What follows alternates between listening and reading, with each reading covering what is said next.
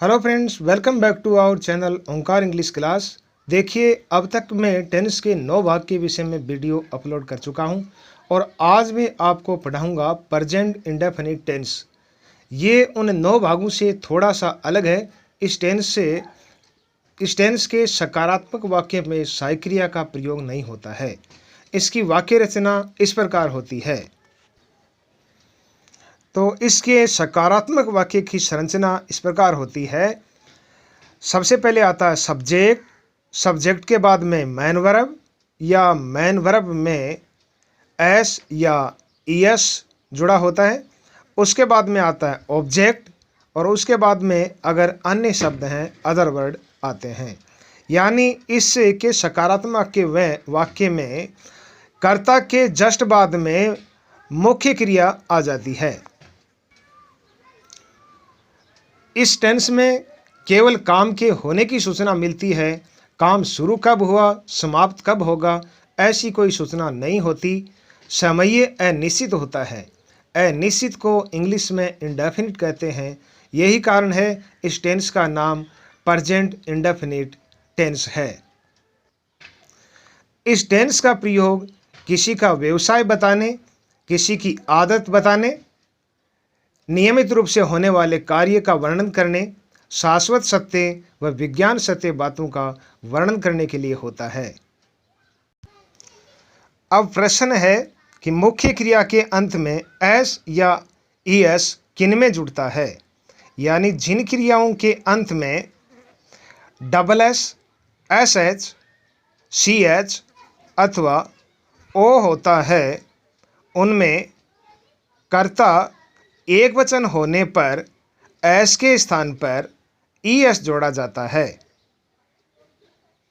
जैसे वॉस से वॉसीज, विश से विशेज, टीच से टीचीज, वॉच से वॉचीज, कैच से कैचीज, डू से डज, गो से गोज, क्रॉस से क्रॉसेज और फास से फासीज। इस प्रकार इन क्रियाओं में एस नहीं जोड़कर ईएस जोड़ा जाता है कर्ता के एक वचन होने पर सकारात्मक वाक्य में। तो प्रेजेंट इंडेफिनिट टेंस यानी अनिश्चित वर्तमान काल। तो इस टेंस की पहचान होती है ता है, ती है, ता हूँ, ती हूँ और ते हैं। सहायक क्रिया इसमें होती है डू, इसका प्रयोग आई, यू, वी, दे अथवा हम कह सकते हैं बहुवचन कर्ता के साथ होता है। दूसरी सहायक क्रिया इसमें होती है डज, जिसका प्रयोग होता है ही, शी, इट अथवा एक वचन कर्ता के साथ। इसके बाद में है इसकी मुख्य क्रिया की फॉर्म। तो फर्स्ट फॉर्म का प्रयोग होता है आई, यू, वी, दे अथवा हम कह सकते हैं बहुवचन कर्ता के साथ। और कर्ता एक वचन होने पर इसकी मुख्य क्रिया के अंत में एस या ईएस जोड़ा जाता है। जैसे ही, शी, इट अथवा एक वचन कर्ता के साथ क्रिया की मुख्य फॉर्म के अंत में एस या ईएस जोड़ा जाता है। अब एस किन में जोड़ा जाता है, ईएस किन में जोड़ा जाता है, ये मैं बता चुका हूँ। तो अब हम लेते हैं सकारात्मक वाक्यों के कुछ उदाहरण। तो पहला उदाहरण है वह भोजन पकाती है। तो सबसे पहले इसका कर्ता यानी सी, उसके बाद में मुख्य क्रिया। तो सकारात्मक वाक्य है, सहायक क्रिया तो आएगी नहीं। तो भोजन पकाना, कुक, एक वचन करता है सी, इसलिए कुक में एस जोड़ दिया, कुक्स। उसके बाद में फूड, तो अंग्रेजी इसकी हो जाएगी सी कुक्स फूड। उसके बाद 2 नंबर वाक्य है वह चाय बनाता है, यानी ही मेक्स टी, मैक में एस जोड़ दिया। उसके बाद 3 नंबर वाक्य है मैं अंग्रेजी सीखती हूँ। तो आई लर्न इंग्लिश। आई के साथ में लर्न है, लर्न में एस ई एस नहीं जोड़ेंगे क्योंकि आई के साथ में ऐसा नहीं करते।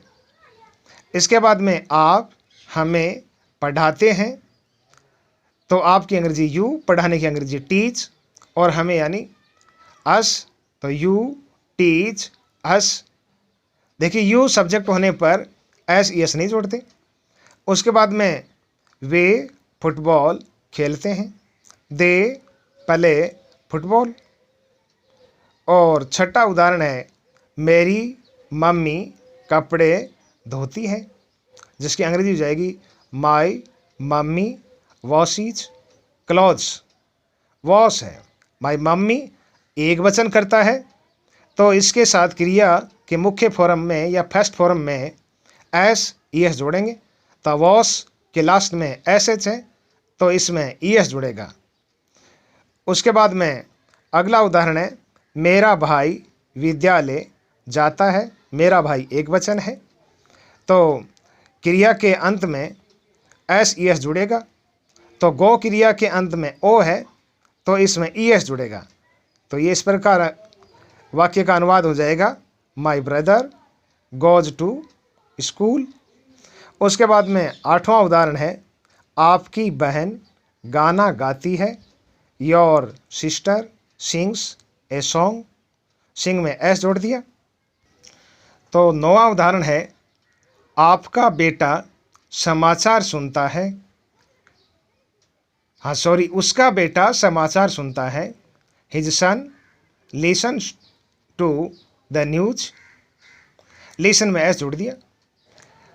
अगला उदाहरण है हम टेलीविज़न देखते हैं, तो वी वॉच टेलीविज़न।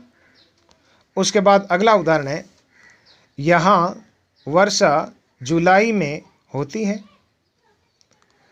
तो इसमें कर्ता इट को बनाना होगा। तो इट रेन्स हियर इन जुलाई। उसके बाद में 12वां उदाहरण पूनम टेलीविज़न देखती है, तो एक वचन करता है पूनम, तो पूनम वॉच टेलीविज़न। तो वॉच में ई एस जोड़ेंगे, एस नहीं, क्योंकि इसके लास्ट में सी एच है। उसके बाद में 13वां उदाहरण पूजा हिंदी पढ़ाती है। पूजा एक वचन है, तो टीच क्रिया के लास्ट में ई एस जोड़ेंगे, क्योंकि इसके लास्ट में भी सी एच है, तो इसकी अंग्रेजी हो जाएगी पूजा टीचीज हिंदी। 14वां उदाहरण है सूर्य पूर्व में उदय होता है, जिसकी अंग्रेजी हो जाएगी दी सन राइजिज इन दी ईस्ट। राइज में पहले से ही है, तो उसमें तो ऐसे जोड़ना है। 15वां उदाहरण है पृथ्वी सूर्य के चक्कर लगाती है, तो दी अर्थ मूव्स राउंड दी सन। तो इन उदाहरणों में हम देखते हैं, जैसे ये 13वां उदाहरण पूजा हिंदी पढ़ाती है, इसमें उसका व्यवसाय है हिंदी पढ़ाना। 14वें उदाहरण में सूर्य पूर्व में उदय होता है, ये शाश्वत सत्य है। पृथ्वी सूर्य के चक्कर लगाती है, ये भी शाश्वत सत्य है। और पहला उदाहरण वह भोजन पकाती है, तो इसमें उसका व्यवसाय है। एक बात और देखें, वह भोजन पकाती है, यानी भोजन पकाना उसने कब शुरू किया, कब उसका कार्य समाप्त होगा, इसका कोई उल्लेख नहीं है। सिर्फ उसके द्वारा भोजन पकाए जाने की सूचना है, यानी इसमें समय अनिश्चित है। यही कारण है इस टेंस का नाम ही अनिश्चित यानी इंडेफिनिट या फिर के प्रेजेंट इंडेफिनिट टेंस है। और आज के लिए बस इतना ही। तो मेरा ये वीडियो आपको अच्छा लगा तो इसको लाइक करें, ज़्यादा से ज़्यादा शेयर करें, और अब तक यदि आपने सब्सक्राइब नहीं किया है तो सब्सक्राइब कर लें, ताकि आपके पास नई नई वीडियोज़ पहुंचते रहें। Thank you. और कल मैं आपको बताऊंगा past perfect past indefinite tense.